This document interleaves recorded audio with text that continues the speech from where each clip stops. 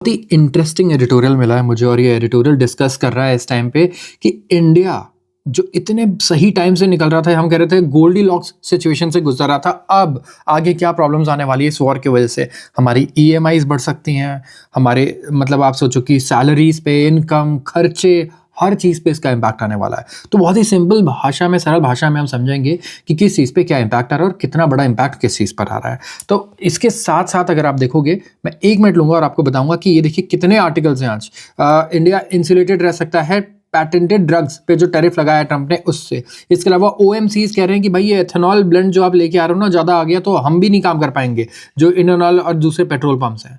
इसके अलावा गवर्नमेंट यहाँ पे हीटर और इंडक्शन के प्रोडक्शन को बढ़ाना चाह रही है। ऑफकोर्स यार, इंडक्शन ने काफ़ी साथ दिया है सिलेंडर के शॉर्टेज में। फॉरेक्स किटी हमारा गिर चुका है $30 बिलियन, हमारा जो फॉरेक्स रिजर्व है। ट्रंप ने 50% इंक्रीज करने को प्रपोज कर दिया अपने डिफेंस बजट को। ऑलरेडी दुनिया का सबसे बड़ा डिफेंस बजट था, वो 50% बढ़ रहा है। नोमुरा ने इंडिया को डाउनग्रेड कर दिया है, which is kind of a bad news for India यहाँ पे। एंड साथ में अगर आप देखोगे तो ये सारी जो चीज़ें हैं ना, बहुत ही ज़्यादा इम्पैक्ट करती है इंडिया को। वैल्यूएशंस अगर आप देखोगे होटल्स को, कि यहाँ पे एक्चुअली होटल्स बहुत अच्छा कर सकते हैं, यस, इवन दो वॉर की सिचुएशन है। और ये वो स्टॉक्स हैं जिनको कोई फर्क नहीं पड़ता। अभी जो जो वॉर चल रही है, यूएस इन्वॉल्व है, ये स्टॉक्स वो है जिनको कोई फर्क नहीं पड़ता। तो क्यों नहीं पड़ता? ये रिपोर्ट आई है, इसको हम लोग डिस्कस कर सकते हैं। तो ये सारी चीज़ें उनके लिए होंगी जो हमारे प्रीमियम ग्रुप में है। So you can join our premium group, जहाँ पे हम लोग 3 business newspapers, Financial Express, Economic Times and Business Standard के जो सबसे अच्छे आर्टिकल्स हैं उनको पिक करता है, एडिटोरियल्स को पिक करता है और एनालाइज करता है कि हमारे इनकम पे, हमारे इन्वेस्टमेंट्स पे, खर्चे पे, ईएमआईज पे, सैलरी पे कैसे इसका इम्पैक्ट आ सकता है दुनिया भर में जो चीज़ें हो रही है उनका। तो हमारा गोल फाइनेंशियल एनालिसिस है सारी न्यूज़ का। So this is the part. अगर आपको पसंद है, आप व्हाट्सएप पे लिंक पे दिया हुआ है, इस पे आप क्लिक कर सकते हैं and you can contact us. So let's start with the editorial जो हम आपके लिए लेकर आए हैं आज।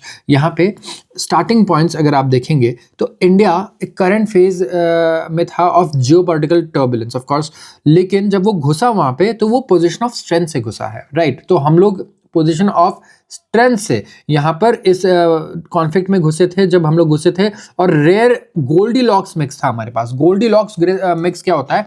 जब एक कंट्री ग्रो कर रही होती है, ग्रोथ रेट होता है उसका पॉजिटिव, ठीक है, 3-4% से ऊपर का ग्रोथ रेट चल रहा है, 5-6% का। साथ में इन्फ्लेशन को भी कम कर रखा है उन्होंने, 2% इन्फ्लेशन चल रहा है। और साथ में करंट अकाउंट डेफिसिट भी हमारा लो था और फॉरेन एक्सचेंज रिजर्व भी हमारे पास $700-750 बिलियन थे। तो हमारी इकोनॉमी सबसे यूनिक बन गई थी पूरी दुनिया में। अब चाहे चाइना से कंपेयर कर लो, किसी से भी कंपेयर कर लो, वो कंप्लीटली यूनिक। और इस सिचुएशन को हम लोग क्या कहते हैं? गोल्डी लॉक्स मिक्स, ठीक है। अब यहां पे आप देखो कि जो kind of that's the kind of macro backdrop policy makers usually wish for in a crisis. की क्राइसिस में जब मैं जाता हूं ना, तो ऐसी सिचुएशन विश करता हूं कि यार काश में इतना स्ट्रांग होता जितना स्ट्रांग इंडिया रहा है। लेकिन इन अ मैटर ऑफ वीक्स सब कुछ अगर आप देखोगे ना तो यहाँ पे बिखर गया। सबसे पहले तो हमारे फाइनेंशियल मार्केट्स, निफ्टी, सेंसेक्स, इनको अगर आप देखोगे तो 26,000 से वो सीधा कहाँ पहुंच गए? अभी 22,000। तो 10 से 20% तक का ऑलमोस्ट ड्रॉप आ चुका है। 20% से ज्यादा अगर शेयर मार्केट गिर जाए ना तो उसको बोला जाता है बेयर मार्केट, ठीक है। तो करेक्शन होता है 10 से 15% का, 20% तक का। 20% से ऊपर हो जाए तो उसे कहते हैं बेयर मार्केट। अब साथ में रुपया अगर आप देखोगे तो ये 4% से डेप्रिशिएट कर गया। और ना कि सिर्फ 4%, पूरे एशिया का सबसे वर्स्ट परफॉर्मिंग करेंसी रुपया बन गया यहाँ पे। तो जितने भी हमारे इमर्जिंग मार्केट एशियन पीयर्स थे ना, वहाँ पे सबसे बेकार रुपये ने परफॉर्म किया। हमारे शेयर मार्केट ने सबसे घटिया परफॉर्म किया। फॉरेन पोर्टफोलियो आउटफ्लोज लगातार इंडिया से अगर आप देखोगे तो बढ़ रहे हैं। मतलब कि जो बाहरी निवेशक थे जिन्होंने भारत में पैसा लगाया था ना, हर महीना वो पैसा निकाल रहा है। एक महीना, एक दिन ऐसा नहीं रहा है जिस दिन उन्होंने पैसा लगाया हो, वो लगातार बेच रहा है। और सिर्फ मार्च की बात करूं तो $12 बिलियन के शेयर्स इन्होंने बेच दिए शेयर मार्केट से, विच इज व्हाट, मतलब आप सोच रहे हो 1 लाख करोड़ से ऊपर के शेयर्स ये ऑलमोस्ट बेच चुके हैं। तो मार्केट जो है, रिएक्शन बहुत ही शार्प है इंडिया में। अब बहुत सारे वेज में अगर आप देखोगे ना तो इंडिया का जो डेमोन्स्ट्रेशन है यहाँ पे ओवरऑल बेसिस पे अगर आप देखोगे टू रिपीटेड जो ग्लोबल शॉक्स आया ना पास्ट डिकेड में, वो बहुत ही ज़्यादा अंडर अप्रिशिएटेड रहा है, क्योंकि इससे पहले 2007-8 में मंदी आई और बहुत सारी चीज़ें हुई, इंडिया ने अपने आप को काफ़ी बचा करके रखा। वर्स्ट के सिनेरियोज हमारे इतने ख़राब नहीं थे जितने दूसरी कंट्रीज़ के थे जो बर्बादी हो गए। तो ये क्या करता है, ये पॉइंट करता है to a deterioration in our current fundamentals and more to a gap in confidence. तो आरबीआई की अपकमिंग पॉलिसी आ रही है, ध्यान रखना आप, ठीक है। और पॉलिसी डिसीजन जो है ना वो बहुत ज़्यादा इंपॉर्टेंट होगी। एक जो यूजुअली आती थी उससे ज़्यादा मैटर करने वाली है, ना कि वो क्या करेंगे बल्कि वो क्या कहेंगे, उनकी बातें ज़्यादा इंपॉर्टेंट होगी ना कि उनका एक्शन, ठीक है।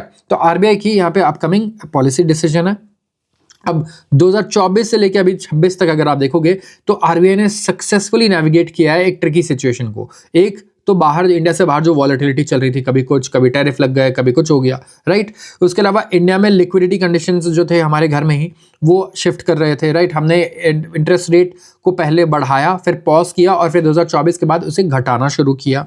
इन्फ्लेशन ग्रोथ ट्रेड ऑफ हुआ 2025 में जो मैनेजेबल था, और चैलेंज ये था कि रुपए को स्टडी रखा जाए without tightening domestic conditions too much. अब आता है एक फ्रेश कॉम्प्लिकेशन, एनर्जी प्राइसेस बढ़ गए हमारे। जितने एलपीजी सीएनजी तो बढ़े ही है, लेकिन पेट्रोल डीजल देखो आप कितने महंगे हो गए, राइट। गवर्नमेंट ने इस पर टैक्स कट किया है, तो ये इससे क्या होगा, इन्फ्लेशन कहीं ना कहीं वापस एक्सपेक्टेशन से ऊपर चला जाएगा।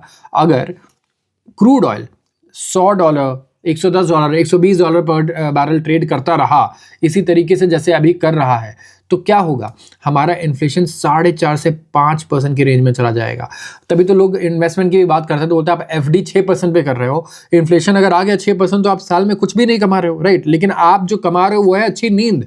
इस टाइम पे मार्केट में जिसने पैसा लगाया होगा वो अच्छी नींद नहीं कमा पा रहा होगा, ठीक है। तो इन्फ्लेशन 4.5-5% तक भी जा सकता है। अब यहाँ पे रिस्क ऊपर की तरफ ज़्यादा है, राइट, कि ऊपर जाएगा। अब सेकेंड राउंड इफेक्ट्स जो है वो आ सकते हैं। सेकेंड राउंड इफेक्ट्स मतलब सबसे पहले तो लेट्स से ये चीज़ हो गई कि इन्फ्लेशन बढ़ गया, क्रूड ऑयल महंगा हो गया। अब सेकेंड राउंड इफेक्ट्स ये है कि इसके होने से क्या क्या चीज़ें हो सकती है, बहुत सारी चीज़ें हो सकती है, ठीक है। ग्रोथ यहाँ पे मोमेंटम गेन कर ही रहा था, अब ये 6.5 से 7% चला जाएगा। सो जो हमने मेहनत की थी, जीएसटी रेट कट गवर्नमेंट ने घटाया, इनकम टैक्स को कट किया, रैशनलाइजेशन हुआ जीएसटी का, ये सारी मेहनत कहीं ना कहीं अगर आप देखोगे अगले साल ही पानी फेर दिया किसने, हमारे डोनाल्ड ट्रम्प जी ने। तो सेंट्रल बैंक्स को क्या करना चाहिए जब ऐसा स्टैगफ्लेशनरी रिस्क बढ़ जाए। स्टैगफ्लेशन वाला रिस्क क्या होता है, इन्फ्लेशन क्या होता है, रेट्स बढ़ जाना, चीज़ें महंगी हो जाना, डिफ्लेशन चीज़ें सस्ती हो गई। स्टैगफ्लेशन क्या होता है, ये बहुत इंपॉर्टेंट है। अब स्टैगफ्लेशन में चीज़ें महंगी होती हैं, ग्रोथ रेट भी नीचे जाने लगता है, ठीक है। तो ऐसे सिचुएशन में आप करोगे क्या, राइट। आप इंटरेस्ट रेट अगर घटाओगे ग्रोथ को बढ़ाने के लिए तो महंगाई बहुत बढ़ जाएगी, और इंटरेस्ट रेट को बढ़ा दोगे इन्फ्लेशन को कंट्रोल करने के लिए तो ग्रोथ और कम हो जाएगा, जो ऑलरेडी रिसेशन का मार्केट चल रहा है। तो ये स्टैगफ्लेशनरी रिस्क क्या रियल में है। देखिए राइटर कुछ चीज़ें जो बोल रही है ना, कहीं ना कहीं ऐसा लगता है कि थोड़ा सा ज़्यादा उन्होंने कर दिया। जैसे कि when it comes to share market, 26,000 से 22,000 शेयर मार्केट आया, 20% का ड्रॉप आया, which is also very normal जो रन रहा है। अगर आप देखोगे तो लगातार मार्केट ने बहुत अच्छे रिटर्न्स दिए भी है। सो ये उतार चढ़ाव कहीं ना कहीं फॉरेन आउटफ्लोज जो है उसे कंट्रोल करने के बाद अच्छे से कंट्रोल हो सकता है। बट यस, ये इनका पॉइंट सही है कि फॉरेन आउटफ्लोज यार $12 बिलियन के हैं। एक दिन तो बाय कर लो, एक दिन भी बाय नहीं कर रहे हैं फॉरेन इन्वेस्टर्स इंडिया के शेयर्स में। अब थिंग्स जो है यहाँ पे बहुत मर्की हो गए हैं। अगर if shock is born out of US Israel war on Iran, और ये लार्जली रहा अबाउट प्राइजेस, तो रशिया यूक्रेन वॉर चल ही रहा है, इजराइल ईरान और यूएस का ये वॉर चल रहा है। तो जो डैमेज है ये तभी कंटेन हो पाएगी जब हमारा एक प्रोएक्टिव मॉनेटरी और फिस्कल ऑफसेट होगा। लेकिन अगर इवॉल्व कर जाता है वाइडर सप्लाई डिसरप्शन में, जैसे बहुत सारी चीज़ों की सप्लाई अगर डिसरप्ट होना शुरू हो जाता है, तो कहीं ना कहीं ये बहुत प्रॉब्लमैटिक रहेगा हमारे लिए और बाकी देशों के लिए भी। But how we are going to manage ये हमें देखना होगा।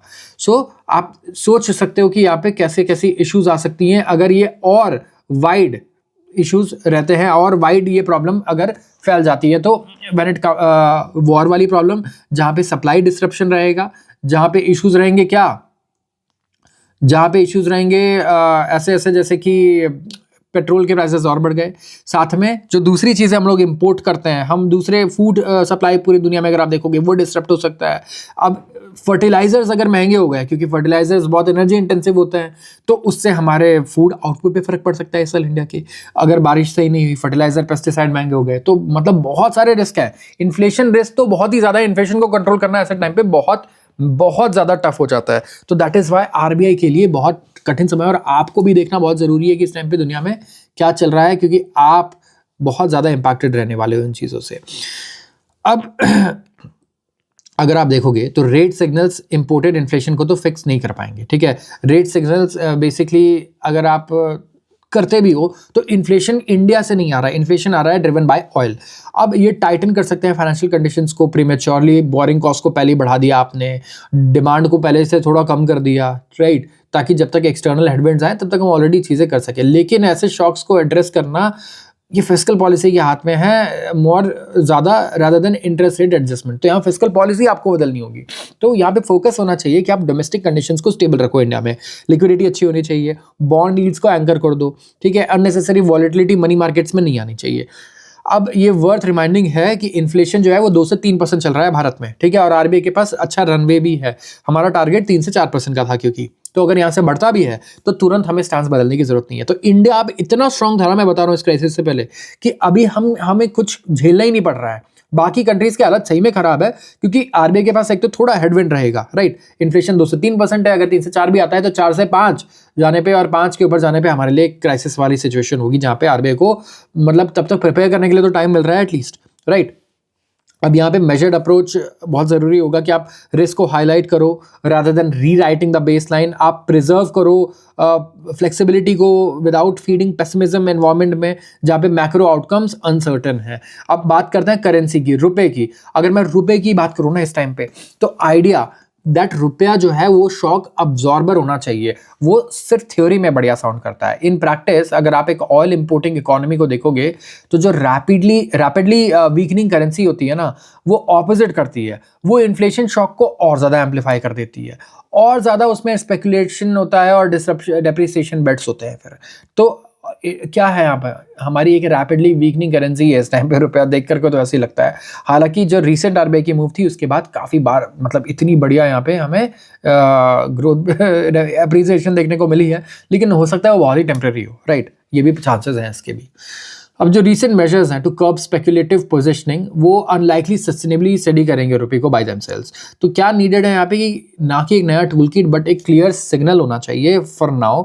मार्केट्स को कोई टारगेट नहीं चाहिए कि रुपया यहाँ रहने वाला है, उनको बस ये बिलीव करने के लिए एक बिलीव चाहिए स्ट्रांग कि जो एक्सेसिव वॉलेटिलिटी है ना वो टॉलरेट नहीं किया जाएगा आरबीआई द्वारा। रुपया ऊपर जा सकता है, नीचे जा सकता है, लेकिन वॉलेटिलिटी बहुत ज़्यादा नहीं होनी चाहिए। और जो मार्केट कंडीशनिंग है वो देयरफॉर बहुत इंपॉर्टेंट है। जुडिशियस यूज़ होना चाहिए हमारे फॉरेक्स बफर का। जो $750 बिलियन का हमारे पास बफर था फॉरेक्स रिजर्व, डॉलर के रिजर्व से, अब वो 30 बिलियन से घट चुके हैं। तो इसको अच्छे से यूज़ करना होगा, कंबाइन विद इफेक्टिव सिग्नलिंग होना चाहिए। इंस्टेड ऑफ एक्सट्रीम या out of the box measures आप करने की कोशिश करो, उससे ज़्यादा प्रूडेंट, मतलब वो इतना प्रूडेंट नहीं होगा इस स्टेज पे। तो इंडिया एक फायर पावर नहीं है यहाँ पे, ठीक है, sorry, India is not short on fire power. यहाँ पे हम ऑलरेडी गोल्डी लॉक्स के सिचुएशन में थे इस क्राइसिस से पहले। अभी भी फॉरेन करेंसी एसेट्स हमारे 550 बिलियन से ज़्यादा ही है।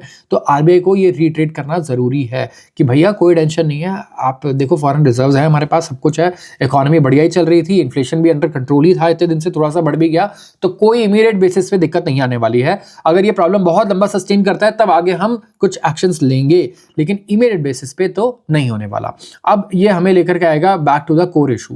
This is not a story of weak economy right now, ये स्टोरी है कि फियर है अननोन का। क्या अननोन और अनसर्टेनिटी होगा ना, उसको आप एक्सपेक्ट नहीं कर सकते यहाँ पे हर चीज को। तो ये उस चीज की स्टोरी है। और मोर प्रोएक्टिव आर्टिकुलेशन हो, सबसे पहले तो आप अच्छे से आर्टिकुलेट करो कि आप क्या करना चाहते हो, आपके क्या टारगेट्स हैं। लोगों से ऐसे कम्युनिकेट करोगे तो लोग खुद से नहीं उसे कैलकुलेट करने की कोशिश करेंगे, आप ये करना चाहते हो, कोई बोलेगा आप ये करना चाहते हो, और मार्केट में कंफ्यूजन नहीं होगा। तो आरबीआई को यहाँ पे कहीं ना कहीं आगे बढ़ना होगा ऑफ द मेथड, क्योंकि जो फंडामेंटल्स हैं दे आर साउंड, लेकिन सेंटिमेंट जो है वो शेकी है। एंड जो मोस्ट इफेक्टिव अगर आप देखोगे पॉलिसी टूल है मे बी, वो है सिंपल क्लैरिटी।